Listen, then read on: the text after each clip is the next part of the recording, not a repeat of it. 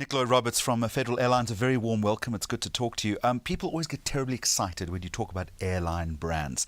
Yours is an interesting one. First of all, define the essence, if you would, of the Federal Airlines brand. What is it? Good morning, Jeremy, and thanks for having me. Federal Airlines is a premium point-to-point tailored shuttle service. We operate within 4 regions of the country, and main hub is Tambo International Airport. Is it difficult to articulate the brand values of an airline such as yours? I mean, on what pillars is it built?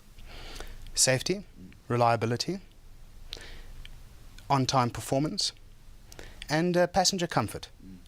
If we didn't have those values, or didn't aspire to have them on every single flight, we would battle to have customers coming back to us. But there's an X factor here, surely, Nick. I mean, I could ask any airline anywhere in the world sitting there and they would tell me exactly the same thing. There's something different about your brand. What do you think it is? What is that X factor? Location. Yeah.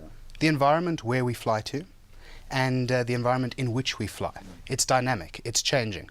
When someone from the States is coming in to land at a field in the bush and see a herd of buffalo or zebra or even a hippopotamus. Hopefully out of the way of the runway, yes. Out of the way. Okay. Although having said that, it isn't uncommon to have something dart across the runway when coming into land or on takeoff.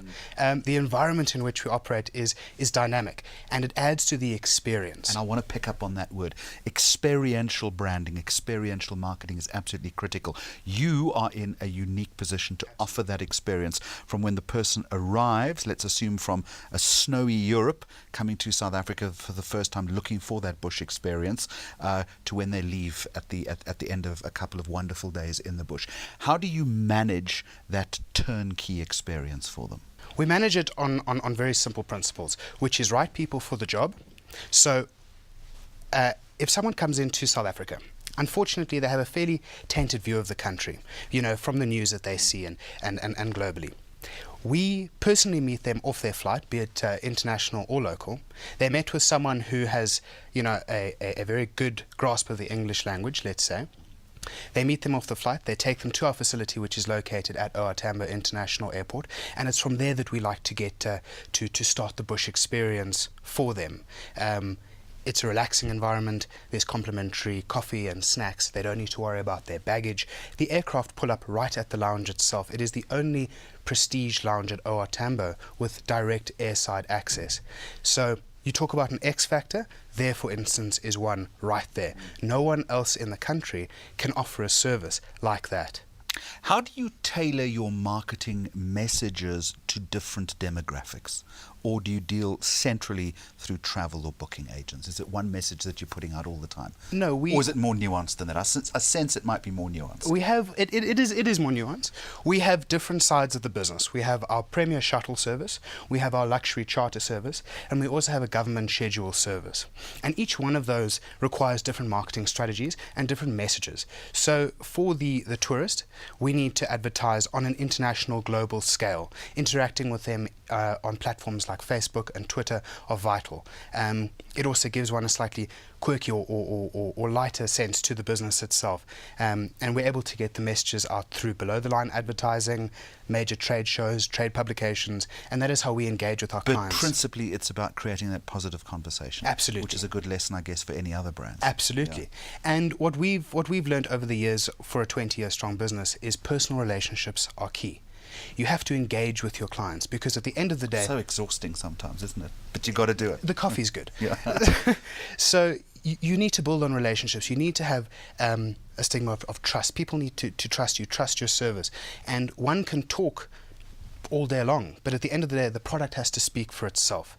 So if the people are arriving safely, on time, and enjoying that experience, we've done our job well. And acting as a service provider to the top luxury destinations in South Africa, we have to emulate the experience that they get at the lodge itself. But you've also got to give people a sense of vision. I always look at an organization and I go to the payoff line because all too often organizations themselves forget what their payoff line is. You say exploring new horizons. How does that inform your marketing strategy? For the people coming to South Africa, it's brand new. to them, this is a new horizon, this is a journey, this is something exciting. Scales off the eyes. Absolutely. So when they're going into an environment for the first time, the bush, Africa, animals, and they're flying in these aircraft, which is only adding to their experience, at the end of the day, when people go home to wherever they've come from in the world, they want a story to tell. They want to sit down and go, oh my word, I flew in this aircraft and you wouldn't believe how it felt, what it was like. It was unbelievable. And that is where we separate ourselves from your typical airline, if you will. All right, final question to you. As a marketer, of course, you've never made any mistakes at all because you're absolutely perfect. But what lessons, serious question, what lessons have you learnt as a marketer in this space that maybe you could pass on to other brands that operate in this very competitive hospitality and travel environment? Well, being fairly young and new in the industry, what I have learned so far, Jeremy, and it's an interesting question, is trust is key. Relationships are key, and following through on your promises are vital. Time in trade, I've noticed as well, is just as important. And aviation, as you've mentioned, is a highly competitive environment. It's extremely dynamic. Things can change at any given moment. And if you look at South Africa's aviation climate over the past 20 years, it's been turbulent, so to say. So for us to be in this for over 20 years, and we've watched other guys come and go, we're still standing. And standing strong, and we're very proud of that. So one has to enforce that message, and going forward, one has to always aspire to do better. Nik Lloyd Roberts, thank you. Thank you.